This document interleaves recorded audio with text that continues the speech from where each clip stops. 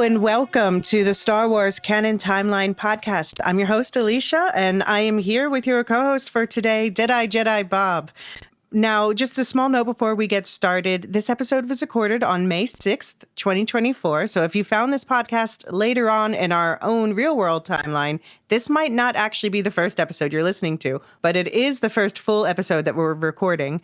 The content of this podcast was accurate up to the date that it was recorded, May 6th. But that might change as more content is released. We will cross those bridges when we get to them, and we will make sure to issue corrections as retcons force us to. Make sure that you do listen to the quickie intro episode that was released before this, which lays out how this podcast is going to work and introduces you to key terms like legends versus canon and the Star Wars dating system. So definitely go back and give that a listen if you haven't yet. So, DeadeyeJediBob, massive Star Wars fan. So glad to have you here. I'm a massive DeadeyeJediBob fan. Welcome. Thank you very much. Now, listeners to Lorehounds and Will Shift Dust might have heard you before, but for people who are meeting you for the first time, can you tell us a little bit about yourself and how you earned this moniker? Well, as you said, I've been a Star Wars fan for decades, and I am totally blind, can't see a freaking thing. So, I mean, I thought DeadeyeJediBob would be a fun moniker to adopt. So that's how it happened. Yeah, and that's also the name of your YouTube channel, which is linked in the show notes. Awesome. I think definitely people, when they hear you're blind, they're like, what? But he watches Star Wars. Yes, you have several interesting Q&As on your site about that. I recommend people check out. Yeah, definitely. I call you the walking Wikipedia because you've read a bunch of the books, both canon and legends. Do you have a preference between legends and the new canon?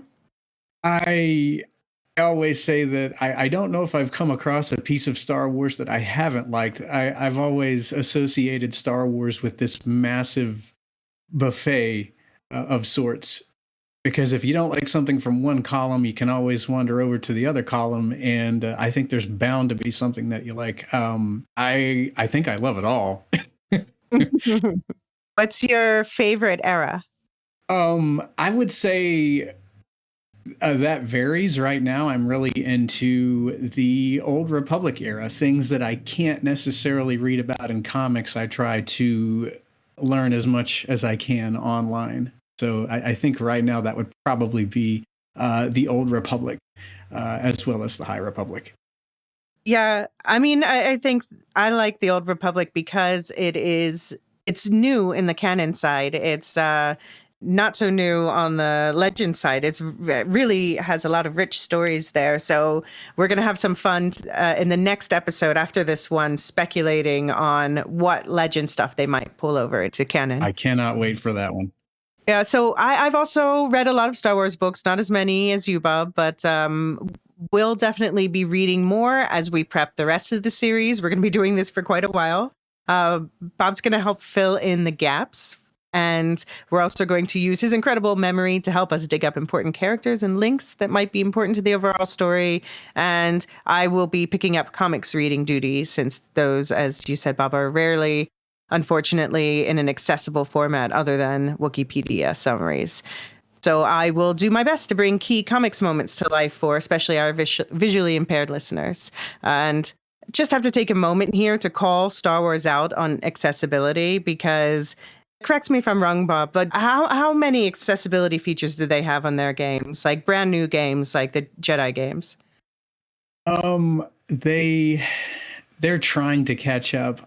They did say they were going to add text-to-speech to their menus, but that hasn't happened yet in Jedi Survivor. So we do have a bit of directional assists, but I mean, it's been a year since the game came out, and that's kind of it right now. Hopefully it will be added as time progresses. I'm not sure, though. Well, yeah, we will also be, I have Marchin joining for an episode after the next one, who's played pretty much all the Star Wars games. So he'll be repping that side. And again, I've played some, but it's just completely impossible for anyone to do it all. It's so much. Yeah. And in this episode, though, we're going to start at the very beginning. We're going to do a super quick run through of eons of galactic history, talking about the origins of that galaxy far, far away. So, yeah, I was going to do a double episode with the Old Republic, but then I asked myself, why are you creating that extra work for poor future Elysia? What did she ever do to you? So I decided to make my life easier by splitting it in two already now. So, Dawn of the Jedi today, you'll get the Old Republic overview in a few days, leaving some room to backdate some future Dawn of the Jedi movies into this part of the episode list. We can, for now, though, consider this a stub episode of sorts because Star Wars content is almost certainly going to fill in the history and lore of this era in the years to come, hopefully starting with the announced James Mangold Dawn of the Jedi film, which we'll talk about more this episode. After our Old Republic overview, we'll be diving deeper into the Legends lore in this era of the timeline, and also with the Knights of the Old Republic and Old Republic MMO games. These are games that are kind of in gray area of canonicity. We'll talk about that, what that means as we go. The episode after that will also be a stub of sorts, it'll be a brief overview of the High Republic era. And we'll explain the difference between the Old Republic and the High Republic, of course. And basically, we're prepping you for the new Star Wars TV show, The Acolyte, which takes place at the end of the High Republic era, starts on Disney Plus on June 4th, and we're going to be covering it weekly on this podcast. So before that, we'll make sure Bob and I explain the High Republic on a high level, but we will save the deep dive for anyone who doesn't know, there's massive series of books and comics and interrelated audio dramas that have been released in 3 phases. So we'll talk a little bit about what those phases are in the High Republic era and highlight some, key world building and plot points and characters who might or definitely will turn up in the Acolyte. But we're going to save the deep dive into the books for later after the Acolyte, because we have a feeling that people are going to start picking up these books a lot more once that show begins and they get more curious about this era of Star Wars history. And we're all a bit behind because the books are still releasing right now. So. And then finally, the last planned pre-Acolyte episode will be a quick look at the first season of the preschool series Young Jedi Adventures, which is also set during the High Republic. So, that's a lot this month, Bob, huh? Yeah. I'm looking forward to it. Yeah, thank you for agreeing to join on this journey. You're very welcome. So, we are now officially in era 1 of our 9 eras of Star Wars. So this era is called Dawn of the Jedi, although that's actually the last thing that happens in this era. First, just running through what happened. There are some things confirmed in canon. And again, the dating system we're using is BBY, so before the Battle of Yavin. So that's the Battle of Yavin is an event that took place in the original Star Wars movie that was released in 1977. So we're just saying BBY years before the original movie is set in the timeline. And we're going to move quickly through this era because everything about this period confirmed in canon comes from information we learn later in the timeline. So we're going to discuss these revelations more when we get there. For instance, the Clone Wars animated series in Era 4 is especially one of the greatest sources of Star Wars lore and world building. Bob, I think you're also a fan of that one too. Oh, very much. I think that's actually one of the first things we bonded over was the Clone Wars, if I remember correctly. I think it was too, actually. Yeah.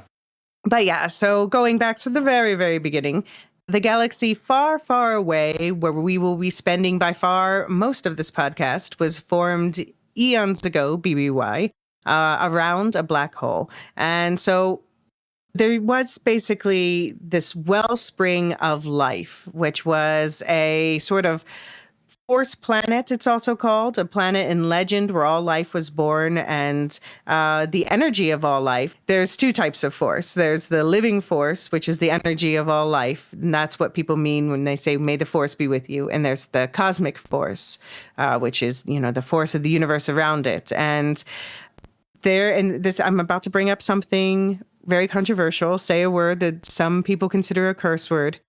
The midichlorians They were apparently birthed from the wellspring of life, and they are microscopic symbiotic organisms in all living things that connect this living force to the cosmic force. So this allows the force to communicate with life forms. And it turns out some people are born with more midichlorians, which makes it easier for them to talk to the force.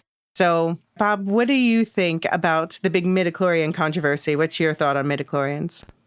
I remember when episode 1 had come out, I was around 15 and I heard that concept for the first time, and I was just fascinated by it because it was Yeah. something none of us had any idea about. And I just let George tell his story. And I Mhm. was certainly open to learn more about it, as I still am to this day.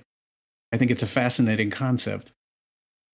Yeah, I like that the reason why it's controversial is because on the scale of sci-fi to fantasy, Star Wars has always been considered more fantasy. Like the Jedi or space wizards, a lot of people say, which is fair.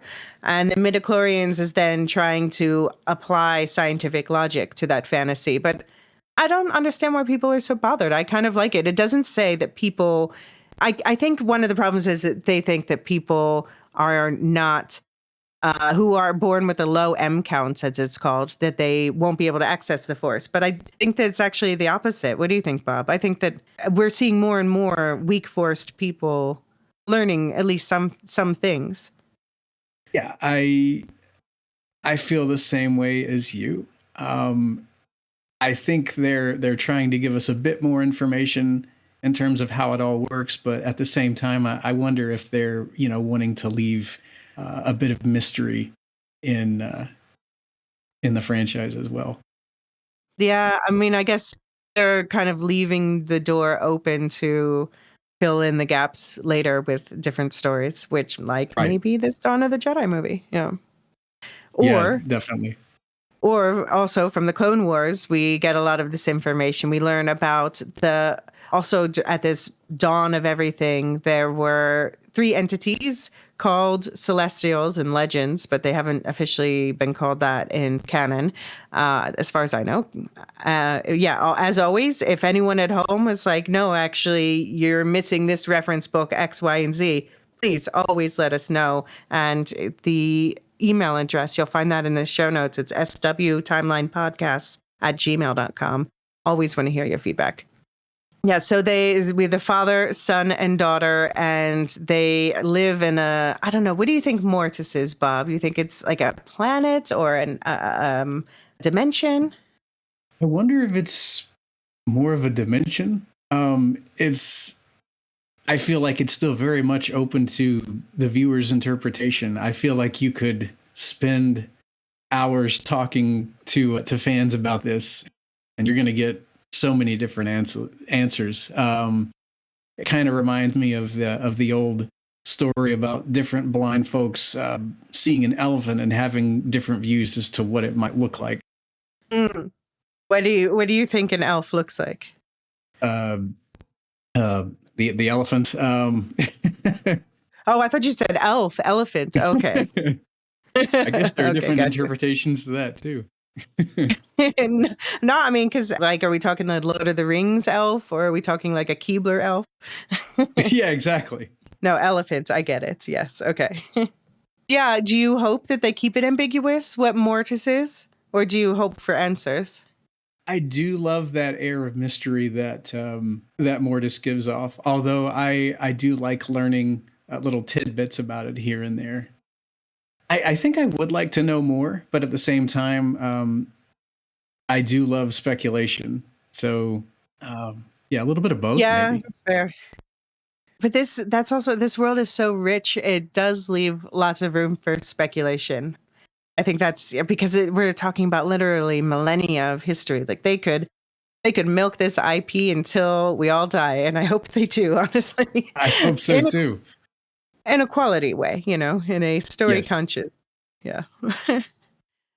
So yeah, so maybe some people at home hear father, son, daughter, and are wondering if there's a mother. In Legends, there is, but this is a figure still only in Legends. So we're going to talk about her in a minute. But running through our canon history, we have planets forming, of course, including one important one is a planet called Ilum, which ends up forming something called kyber crystals. How would you describe kyber crystals, Bob? I feel like the kyber crystals are, well, I mean, they're crucial to the formation of lightsabers. Right. I love the relationship between the Jedi and the kyber crystal. I almost see kyber crystals as living entities themselves. Yeah, definitely. Can you elaborate on the relationship with the Jedi?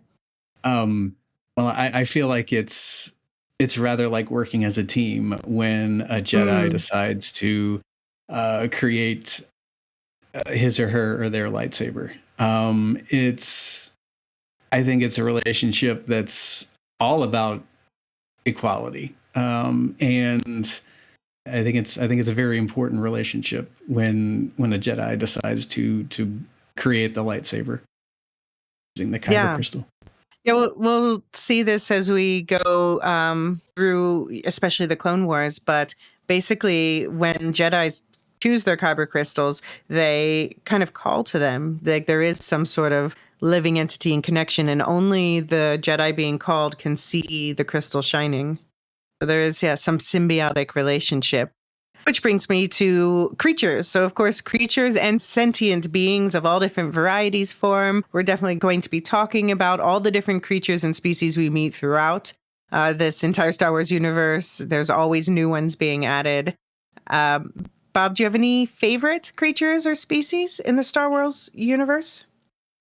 I feel like one of the ones that really made me turn my head were introduced in Rebels, and they would be the Purgil, which, yeah, Hmm. I'm sure we'll be getting into them more as we go along. At first, I was like, what the heck are these guys about? I was going to bring them up right now, actually, because they are, yeah, they play an important role in the history of hyperspace travel. Certainly do when it comes to hyperspace. I feel like there's very little info about them outside of the TV shows, but yeah, they're certainly crucial to hyperspace travel. I was actually doing a bit of research on that earlier this weekend about how all that's come into being, and I mean it's still really new to me too because this franchise is always in motion. So Right.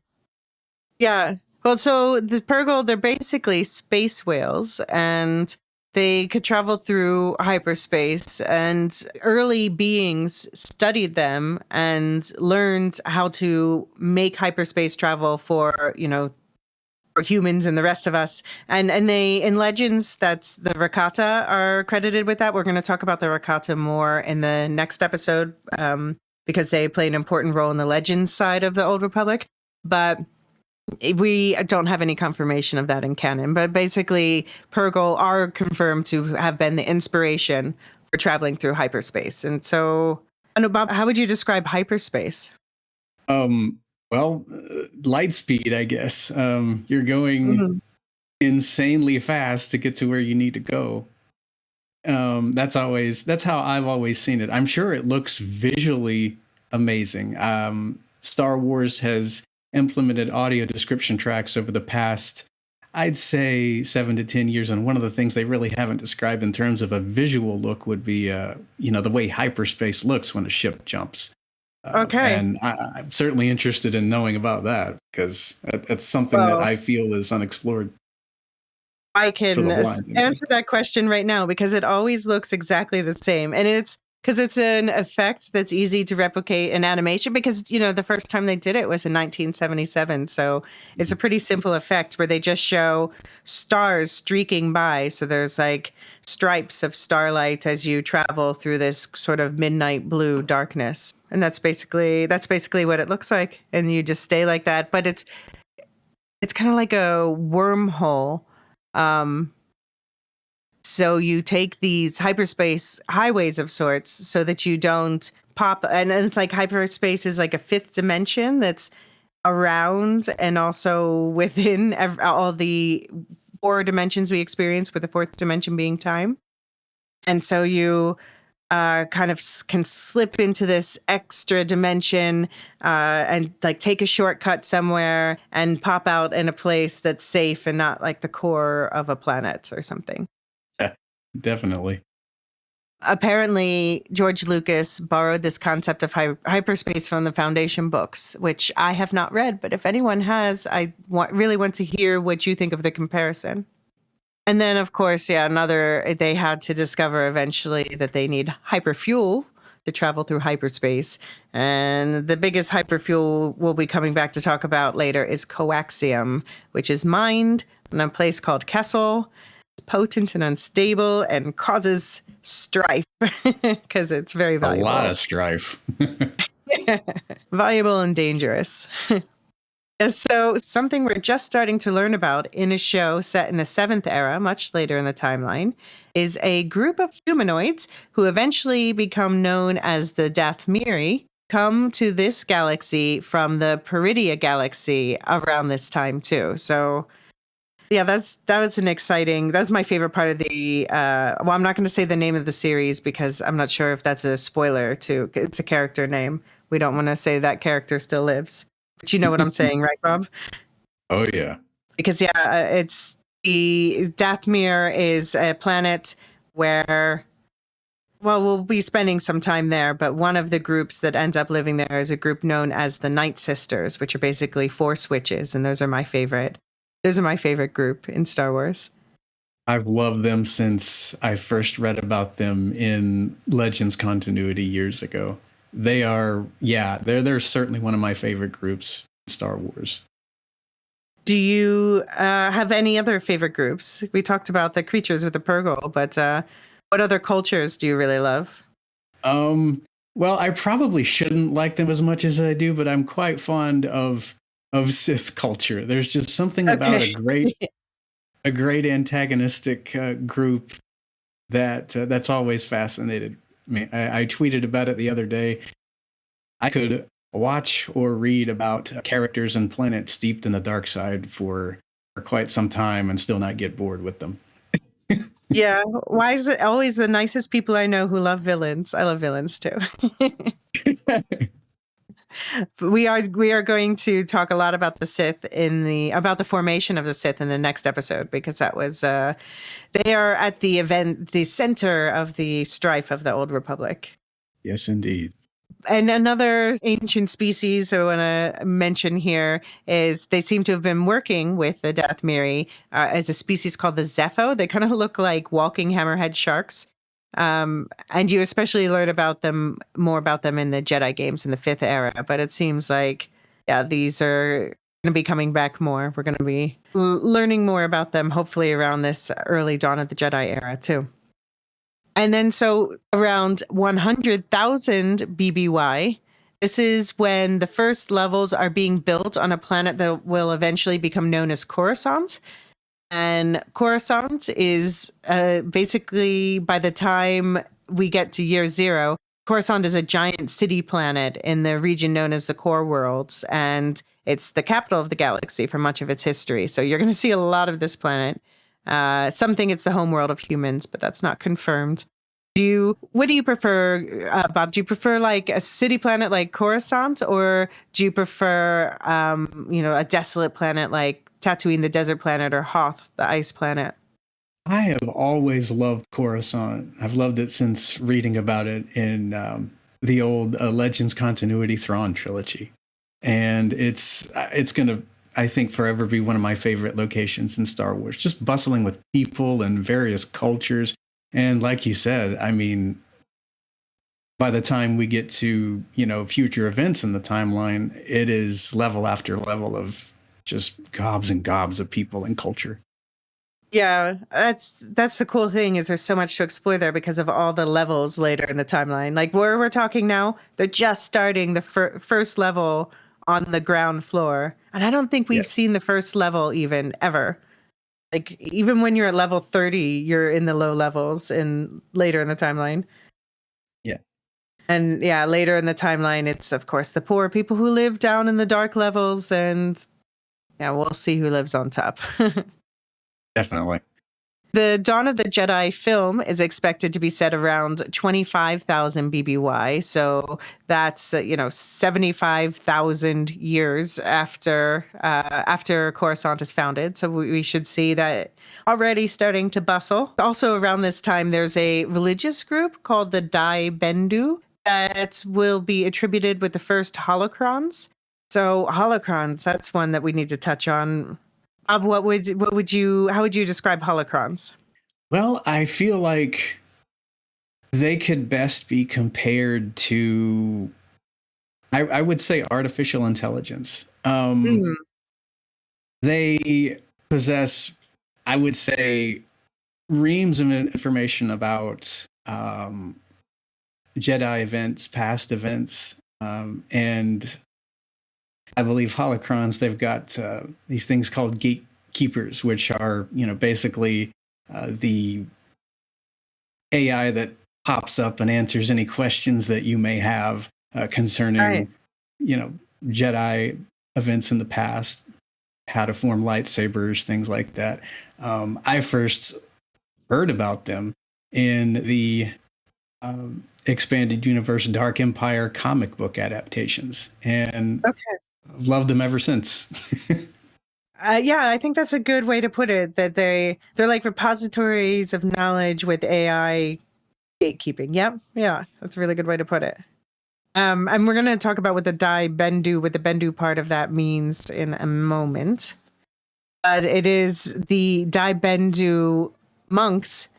They were known for studying numerology, and so later on we'll see the symbol of the Galactic Republic that the Jedi Knights wear. It's actually calling back to the Bendu's studies of numerology, where the number 9, which we see with like 8 spokes joined to a central disc, it signifies the benevolent presence of the Force in the United Galaxy. And Bendu Day is, by the way, one of the official days of the week. It's the 5th and final day. So they have 5-day weeks in Coruscant, because of course Coruscant decides everything, how the rest of the galaxy is timed and run. And yeah, the Bendu Day is their 5th and final day of the week. Star Wars timelines, that's a good canon source, which, good companion to this podcast, I would say. And it's we're pulling a lot of these, especially early references from there. And there are other canon reference sources that we'll cite as we go through, but tells us that in pursuit of preservation of peace and justice, an individual who came to be known as the Prime Jedi founds the Jedi Order on Ahch-To about 25,000 years ago. So Ahch-To is a location that becomes important much later in the timeline, but Oh yeah. I always thought like that Tython was where Jedi came from, but I guess that's Legends now. Yeah. Tython was huge in terms of Legends continuity, and I love the name of that planet too. I know, I like it too. And and there was another contender for being founded was Ossus, and apparently those are just now 2 of the first places that the Jedi went, and they were founded on Ahch-To. Ahch-To? Maybe I'm saying it wrong. I should re-listen to the movies where it's an important setting, which I'm not going to say because spoilers. But so how would you describe the Jedi in general, Bob? I feel like Jedi are a very selfless group of individuals. Well, at least they should be anyway. I feel like in they theory, do their best. In theory, I feel like they do their best to put the needs of others before their own. But at the same time, they don't allow themselves to become attached to much of anything. They try to put the will of the Force before everything, if they can. Yeah, we'll talk a bit about what they gave us a bit more information about this in Legends, but yeah, they are basically the original literal social justice warriors with, laser swords. That they are. And we also get at this point in the timeline a character who will be relevant for a long time, Professor Huyang. How do you pronounce that? I usually say Hu Yang. Huyang. Okay. Professor Hu Yang he's actually a robot, so he powers up around this time, and he's played by David Tennant, is his voice. So you will get to meet him later in the timeline, but this is around when he was formed at the beginning of the Jedi. And this is also when the Galactic Republic is formed with the core founders, 22 core worlds, including planets like Alderaan, which, I already mentioned is the home of a character named Leia. It's remains an important diplomatic planet for millennia. And it's also, the part of the core worlds, which will eventually expand to the Outer Rim. And beyond that, the unknown regions and wild space. So according to the legends of the Chiss Ascendancy, and we'll just pause here and Bob, tell the people who the Chiss are. Well, the Chiss are a very, I would say, strategic species. I'm not sure how much I should say because I don't really want to give too much away. We don't want to say plot, but we can say that if you've heard of a character named Thrawn, then he's a Chiss. Blue strategic character. One of the greatest military minds of all time. Absolutely. And so his people are the Chiss, and they are from the unknown regions. So later in the timeline, these unknown regions are a collection of constantly shifting pathways and twisted hyperspace routes. And it's a difficult place to navigate. So, and this is where the Chiss come from. But the Chiss say that it wasn't always like that. They say at the beginning of space travel around this time, it was actually pretty easy to get around. But then there was a series of supernovas that caused a chain reaction. And they threw like huge masses of all this matter and I guess dark matter and antimatter, just devastating entire planets, demolishing asteroids. And this caused a heavy electromagnetic flux in a number of regions, and it brought about this, wildness in this area known as the unknown regions, which I shouldn't have used the word wild because it's not to be confused with wild space, which was basically what they called any region of the galaxy that hadn't been with uncharted planets and star clusters. So that was the wild space is the stuff off the map. Unknown regions, it's on the map, but it's largely unexplored because it's really difficult to get around after this whole supernova chain reaction. Do you think did I miss anything, Bob? I think you did a fantastic job. I'm throwing a lot of vocab at people just to lay the foundation. So we won't bog you down with too many species names and stuff at this point. We're going to be getting to know a lot as we go. But yeah, that leads us, the formation of the Galactic Republic. That is, of course, the old Republic that we'll be talking about in the next episode. So we're going to pause the canon conversation there. Do you have anything to add on the canon side? Well, I wish there was, I think, this era, there's still so much to fill in when it comes to the canonical side of things. And I look forward to hopefully experiencing that, be it some kind of audio comic adaptation or, of course, Dawn of the Jedi coming out in a few years. So I think it's a fascinating time period. I think it's fascinating for me because there's just so much that is yet to be written. Yeah, absolutely. And we're going to talk about what we might see in Dawn of the Jedi right after a quick commercial break.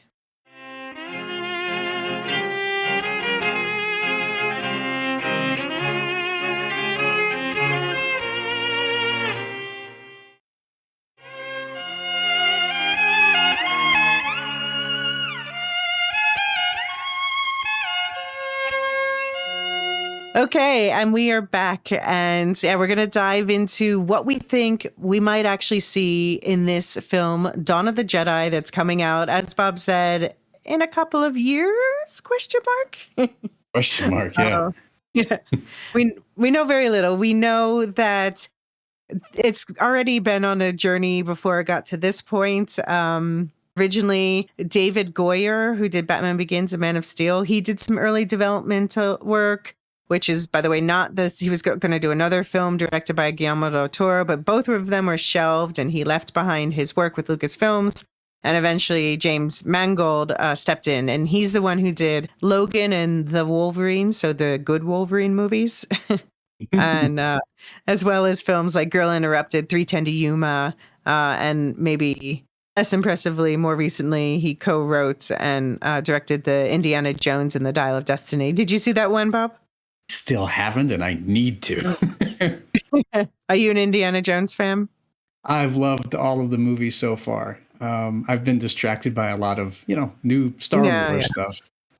Yeah, no, I mean, I'm kind of so Indiana Jones is also Lucasfilms, so you see like a lot of Indiana Jones Easter eggs and Star Wars stuff and vice versa. So we'll talk about that a little bit as we go through. Although I have to admit, I'm not personally a huge Indiana Jones fan. I like the original movies growing up. The newer ones are fine. I don't know. Okay. Yeah. Oh yeah, and also originally it was going to be David Benioff and DB Weiss, so AKA D&D, who are known for Game of Thrones. What do you think of that? Would you have been happy about that, Bob?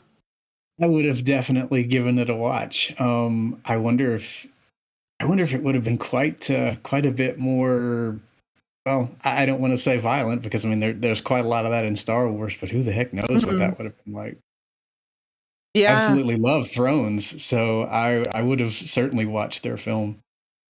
Yeah, I mean, I love Thrones, but of course, a lot of people are unhappy with where things went once they were off book, how things ended on Thrones. They had scheduling conflicts. I think it was the Three Body Problem, which is a new Netflix show they just did, which I haven't watched yet for personal reasons, but I've heard mostly good reviews about it. But David Goyer, he said about his plans for the movie, I thought about a biblical epic, like a 10 Commandments and the drawing of the Force. Where did the Force come from? When did we discover it? When did we know how to use it? And the story just started developing. So that's what he said about his inspiration for this. So I'm excited. I'm very excited for it. When you put Star Wars on the big screen, I mean, it's amazing to watch it on the small screen. But there's something about going to a theater, especially nowadays for people like me, because you can get an audio description headset, and it just brings going to the theater, into a whole new light. And I absolutely cannot wait for Dawn of the Jedi. Yeah, it's nice, especially with these big Star Wars properties, to get to experience that with other fans and live. Hear all the reactions and be excited about the same things. Yeah, I think one of my favorite aspects of Star Wars is the fandom, because you can ask one person one question, like, what did you think about this? Or what did you see when you were observing this scene? And you're never going to get the same answer. And I don't think you're ever going to get a wrong answer, because, people look at Star Wars through so many different sets of eyes. And that's one of the parts of Star Wars that excites me the most is its fandom. And you could just talk to people for days and still, you're not going to get done learning new things, because you're always going to be shown something new from various fans. It's such a fascinating aspect of Star Wars. Yeah, absolutely. And of course, we're going to, on this podcast, largely ignore what's called the fandom menace. Yeah. We're here to love on Star Wars, and it's not like we're going to say that it's flawless. We're going to pick our nits and talk about where we think there are plot holes or what bothers us or things like that. But we're coming from a place of love, for sure. Exactly. Okay, so this is what we know.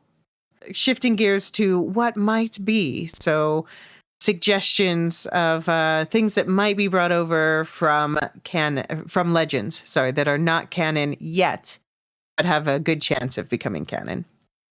I think in the new film, as I said, we'll get the confirmation that Ahch-To is really where the Jedi started, and that they, maybe at the end of the movie, they are going off to populate other planets like Tython. In Legends, they have, before the Jedi are the Jedi, they're the Jedi. So the spelled JE''DAII. Oh, no wonder my screen reader was having problems pronouncing that word. Okay. So yeah, this was an ancient organization that was unified by its belief and observance of the Force. And so again, in Legends, they were on Tython. So their focus was on maintaining a balance in the Force. So they saw the Force as having three aspects of a whole. So there was the Ashla, the light side, the Bogan, the dark side, and the Bendu, the balance in between that, keeps the two in check. Hello, editor Elysia, interject from the future here because I realized that I forgot to describe the emblem that is used for the Dawn of the Jedi age. So each age has a little circular emblem that's like the symbol of it, and the Dawn of the Jedi one has a silhouette, like the outline of a silhouette of what I suppose is a Jedi warrior. Looks like there's a sort of cape on, and perhaps a helmet, and they're holding in front of them they're a lightsaber, but you don't see their hands, you just see a star where their hands would be. And one side is white on black, and the other side is the opposite, black on white. So this is emphasizing the balance of the Jedi. And we'll actually see this emblem show up in the floor of a building much later in the timeline. So I think we will start to see it worked into more movies as well. Okay, back to your regularly scheduled conversation. More and more in modern Star Wars storytelling is, about how it's really about balance between the light and the dark. Would you agree, or do you think that goes back to the very beginning? Yeah, I think we have been seeing a lot more about how to maintain balance in the Force, not just to bring balance to it, but to maintain it. I feel like when George started referring to balance in the Force in Episode 1, it's just kind of grown since then, and I think it's a very intriguing concept, and one I'm hoping to explore more of, especially in well, I don't want to call them ancient times. The Dawn of the Jedi era, I should say. Yeah, we live in the ancient times in this very moment. Yeah. So the Jedi, they apparently Tython. So again, this is Legends. Everything basically we're going to talk about for the rest of this episode is Legends, just FYI. So in the night sky of Tython, there are two like natural moons, basically. So one, Ashla is bathed in light, and Bogan is shrouded in darkness. So that's where they got those names from. And if the Jedi fell too far from either the light or the dark, they were exiled to their respective moon to meditate until they could return themselves to balance and, return back to Tython. So they were given a timeout. They were given a timeout. You think about what you've done. Yes. I think actually I want to come back to this point in the timeline and do an episode about Star Wars Visions, which is Legends, but they have some episodes that seem to be set in ancient times like this, and also talking about this balance between dark and light. So maybe by the time you're listening, you'll see that like next in the timeline or something. Mm-hmm. So it's also around this time, around the dawn of the Jedi, when the lightsaber was invented. So we've referred to the lightsaber, but how would you describe the lightsaber other than it using the kyber crystal? It is the weapon of a Jedi Knight, as a wizened Jedi Master once called it. I feel that it helps them keep the peace. He also called it a more elegant weapon for a more civilized age. I won't get into who this character is for spoilers' sake, but yes, we will definitely be quoting that eventually. Yeah. Yeah, I mean, it's like I said, it's like a laser sword, basically. So the kyber crystal's in the hilt, and then when you turn it on, it goes. I'll cut in the sound. And they so a plasma blade emerges, and the color depends on, we're going to talk about what the color depends on as we go, because that's evolving. It's one thing in Legends, and they're sort of figuring out how that works in canon now. But there are a few different color plasma blades that you can have. I know people engineers who have made them in real life, but in real life, you need to have like a cap at the end that zooms out so that it bounces back the laser, so it keeps it contained. So you're not just shooting laser and off into the distance. And so in Legends, there was the Rakato, who I've mentioned, and I said we'll talk about next time. They kind of look like they're like gray, muscular aliens with like two half stalks of eyes on their sort of triangular head, and they're very militant species. We'll talk about them in the next episode, as I said. But they had something called the Force Saber, so that was the precursor to the lightsaber, and then the Jedi. I guess they invented the lightsaber. I guess we're going to find out in the Dawn of the Jedi, hopefully. Hopefully, yeah. I'm kind of hoping Dawn of the Jedi will turn out to be a trilogy. I think there's enough content for that, but yeah, they seriously should think about making that a trilogy. There's just so much only one movie can cover, and yeah. I think that there's grounds for a trilogy. I mean, we have to admit that the Star Wars movie side of things has been kind of a mess lately. Anytime we think a movie is coming, it ends up getting canceled. So I think that they're past that. What do you think? I would think that they are too. They seem to have together. I would say we're on the right path. The way that they're able to, they have this pipeline of content for Disney Plus going strong. So I think, yeah, that I think we're at the end of this, like, stuff getting canceled. I mean, not that nothing's ever going to get canceled, because let's be frank, that's, as Hugh Howey always says, we talk about this in Will Shift Dust, and it's always a miracle when something does get made. Definitely. Okay, so another group from Legends, we already referenced the Celestials. So in canon, they've only been mentioned in a Lando comic in passing, where he says apparently they sing quite well. And wow. Yeah, he says something like somebody sings as well as the Celestials or something like that. But in Legends, these are the father, daughter, and son.